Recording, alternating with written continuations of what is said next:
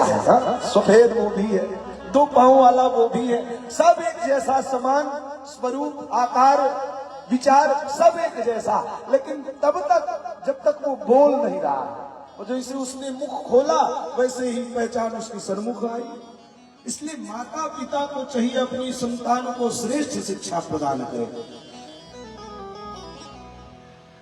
सभी पुत्रों को सामने बिठा कर किसी दिन पूछ लिया है, पुत्र ये जीवन किस लिए प्राप्त है?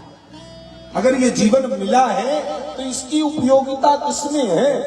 किसी पुत्र ने खड़े होकर कह दिया, पिताश्री प्रातः उठो, नित्य कर्म करो, स्नान करो, संध्या करो, बाल भोग लो, अध्ययन के लिए पाठशाला जाओ, फिर मध्याह्न कालीन वापस आओ, भोजन करो, तनिक विश्राम करो, सायं खेलो कूदो, अध्ययन करो, पढ़ो लिखो, खाओ पियो, सो जाओ।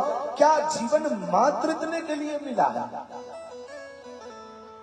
ऋषभदेव जी अपने पुत्रों को समझाते, नायम देहो देह भाजाम नृलोके कष्टान कामान अर्हते विडभुजाम। ये पुत्र नायम देहो, ये देह इसलिए नहीं मिली कि इस देह को नृलोके लौकिक विषयों में ही लगा करके रखो, कष्टान कामान अर्हते विडभुजाम।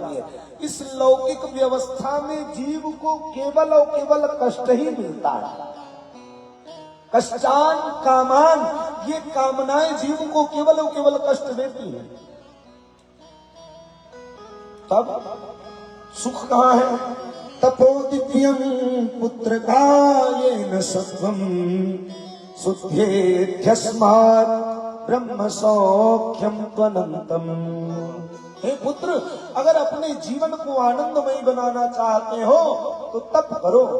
तपो दिव्यम पुत्र कायेन सत्वम। किसका तप करें? येन सत्वम, जो परमात्मा सतत है ऐसे परमात्मा का भजन करो, ऐसे परमात्मा की तपस्या करो, उसी के द्वारा जीवन का कल्याण होना है।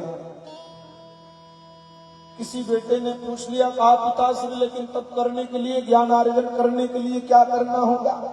कहा महत् सेवाम द्वार माहुर विमुक्ते तमोद्वारम योषिताम संगी संगम। अगर जीवन मुक्त बनाना चाहते हो तो महत् सेवा, महात्माओं की सेवा करो। अब अगर जीवन को नरक बनाना चाहते हो तो तमोद्वारम योषिताम संगी संगम। शाम को चौराहेबाजी करो। चौराहेबाजी में क्या होता है?